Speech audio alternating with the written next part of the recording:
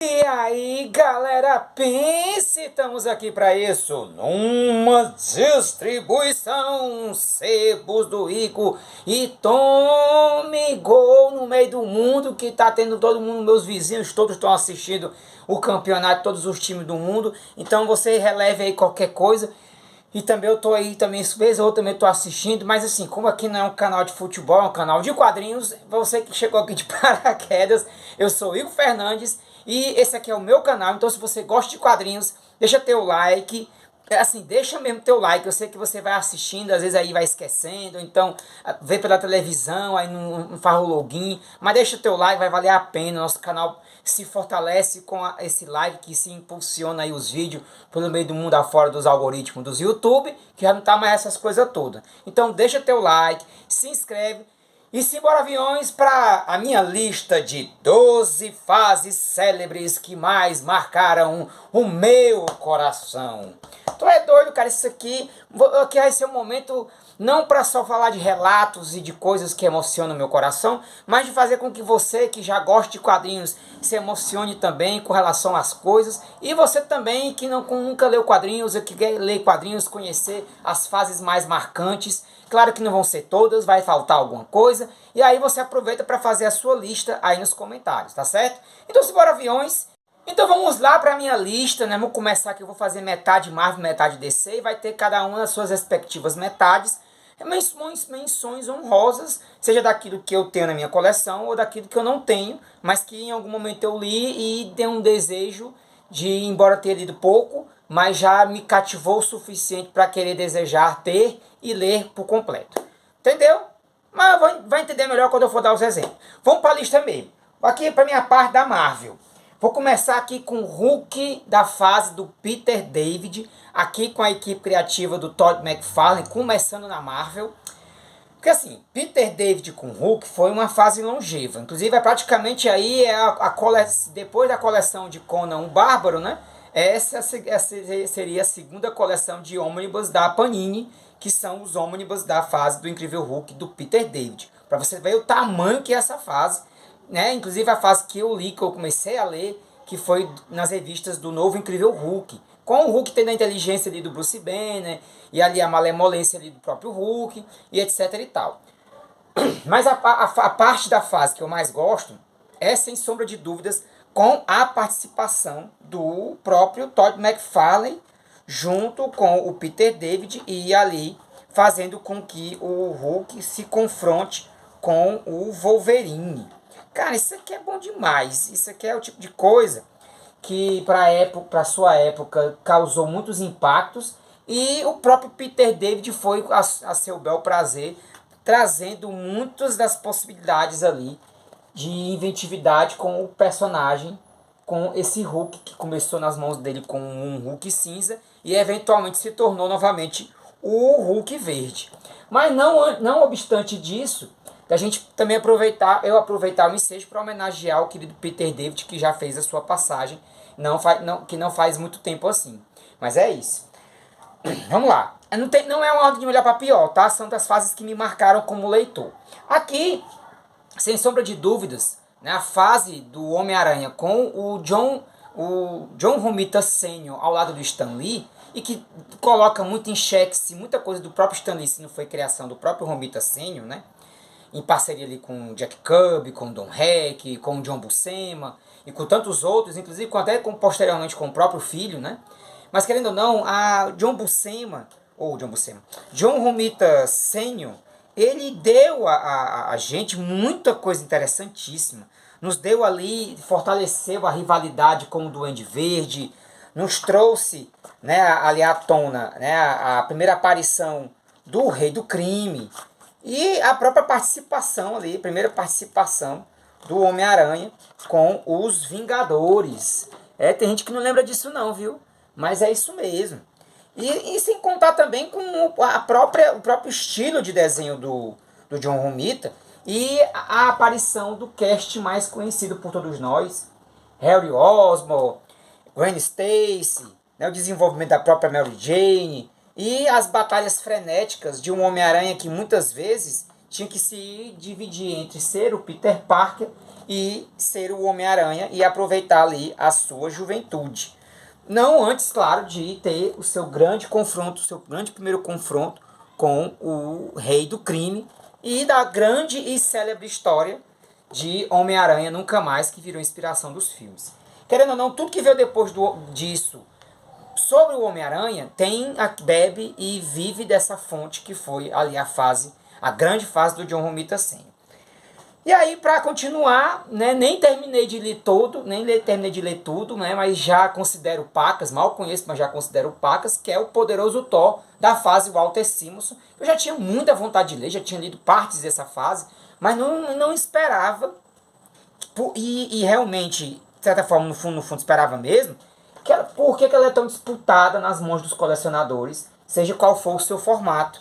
Pelo fato de que realmente você vive tanto esse mistério, essa mistura de história de super-herói com histórias de magia e fantasia, com muito primor, com um quê de investigação, com um quê de realismo fantástico e de reviravoltas extraordinárias e de subtramas que realmente preparam você para receber ali as grandes tramas que estão por vir no desenrolar da fase. Então, querendo ou não, eu inclusive ainda estou lendo, mas já coloco ela aqui no hall das fases mais marcantes, que me marcaram, das fases mais célebres de todas dos quadrinhos de super-heróis. Perdão. E aí, claro que não pode faltar na Marvel, né, Demolidor do Frank Miller, embora muitas pessoas considerem como datado ou como algo que, de uma forma ou de outra, já não tenha mais o mesmo impacto, isso principalmente para pessoas que vão ainda, de alguma forma, avançando na leitura e lendo mais as histórias, enfim, né, que vão lendo ali, continuam a ler o Demolidor, continuam a ler histórias em quadrinhos de super-heróis, mas querendo ou não tô achando, é a página que tá aqui, achei. Querendo ou não é à toa, né? Assim, Frank Miller cria Elektra, mata Elektra, Frank Miller fortalece e firma de uma vez por todas o perfil do personagem, que até então era um perfil muito transitório, muito inconsistente. Então, querendo ou não, assim, Demolidor da fase do Frank Miller é indispensável para aquele Marvete ou aquele fã de Demolidor que quer entender como o Demolidor se tornou o que é hoje nas mãos de tantos outros grandes autores que ali, por sua vez, escreveram ou desenharam o personagem. E aí aqui também, assim, já chegando aqui praticamente na penúltima da Marvel, né?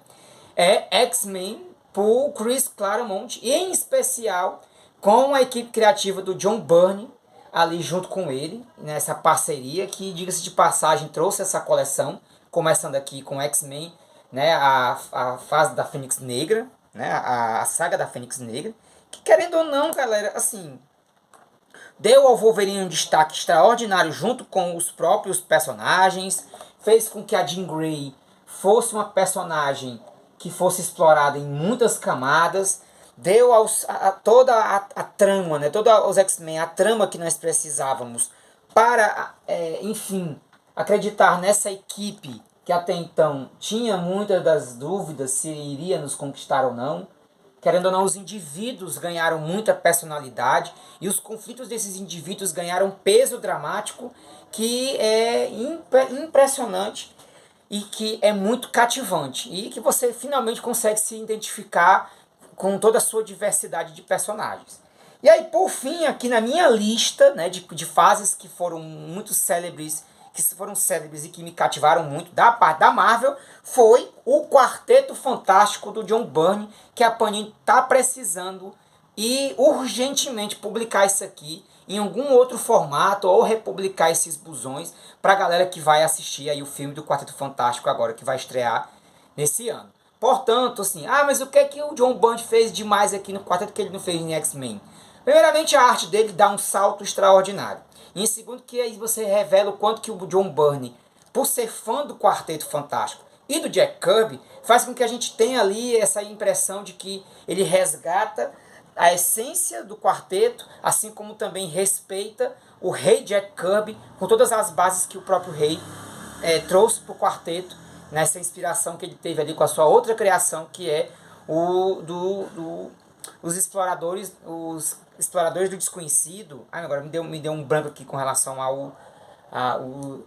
aos caçadores do desconhecido. Enfim, agora quem me lembrar disso aí, coloca nos comentários. Infelizmente agora me deu um branco.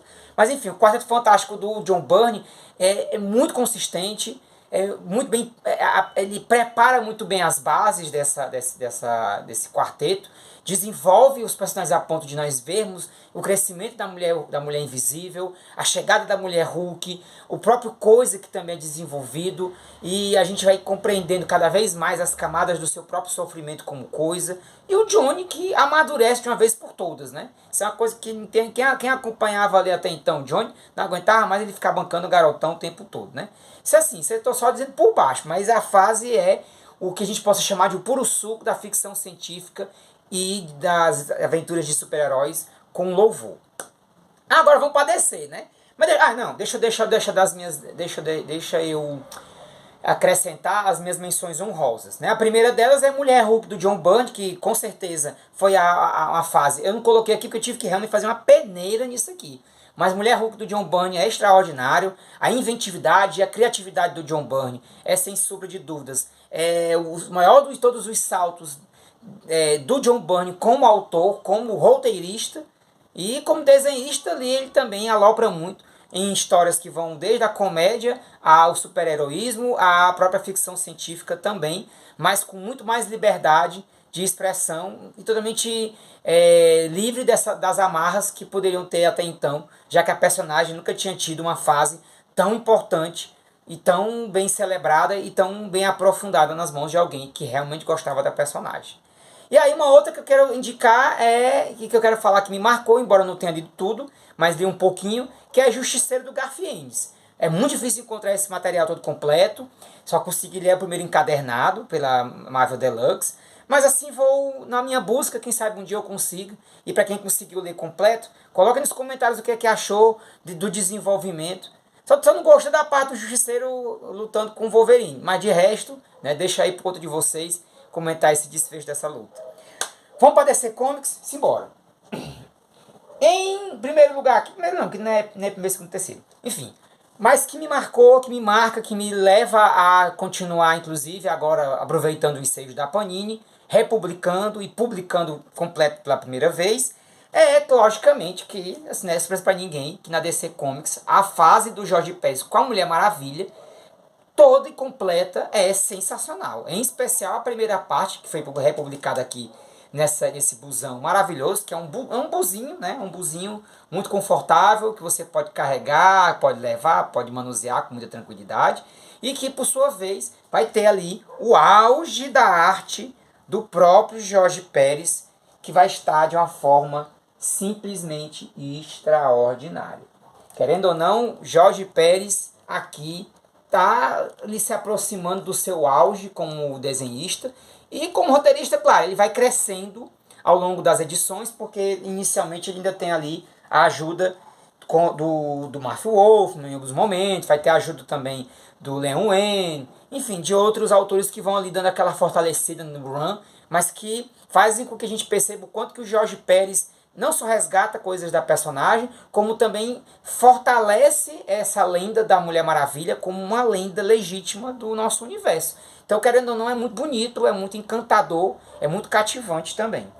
E aí, claro, aqui também podia faltar a DC Comics, que é a fase do Monstro do Pântano, do Alan Moore, que simplesmente rebutou o personagem, modificou a sua origem e o transformou de uma pessoa que tinha se transformado em um monstro a um ser elemental, expandindo o universo do Monstro do Pântano e realmente criando um terror sofisticado, que ao mesmo tempo ali com pitadas de heroísmo, terror, suspense e de um roteiro extremamente inteligente, rebuscado e simples, no sentido de que aquela simplicidade que é das mais difíceis de se alcançar, em que você lê, se envolve, é cativado, compreende os meandros da coisa e se torna um leitor voraz das descrições que o próprio Alan Moore coloca e que você fica realmente encantado com a forma como ele descreve as coisas. Olha só como ele descreve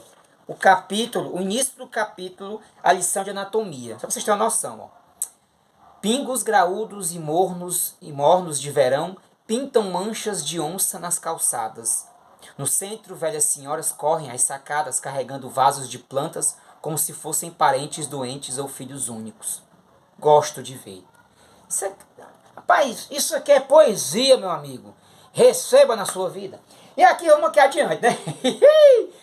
A outra fase que para mim é muito frenética, inventiva e que torna ela para mim, de todas indiscutivelmente, na minha opinião, a melhor de todas do Batman é Batman por Neil Adams e Dennis O'Neil. Neil Adams porque traz ali a inventividade do movimento nos quadros em que você vai acompanhando o Batman, principalmente quando ele assume a revista Batman.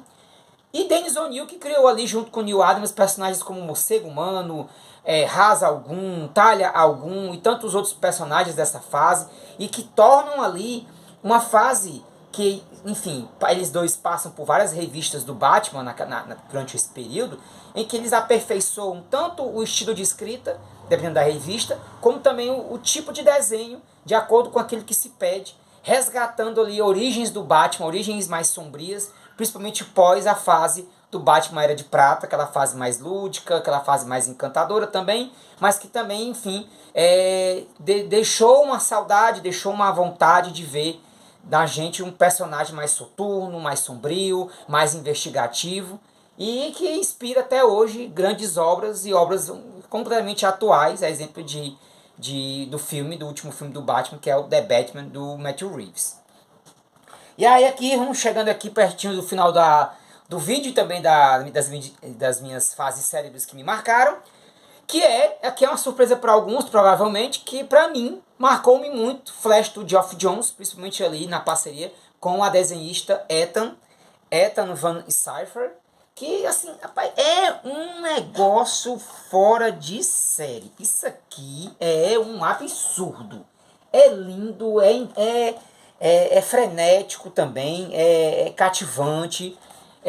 Tem as reviravoltas, por mais que elas sejam óbvias para quem lê muito Flash, elas são aquela coisa que a gente diz assim, bote isso aí, escreve isso aí, eu quero ver isso aí mesmo, porque eu quero ver como é que vai ficar isso aqui no desenho da Ethan, que é do balacobaco, assim.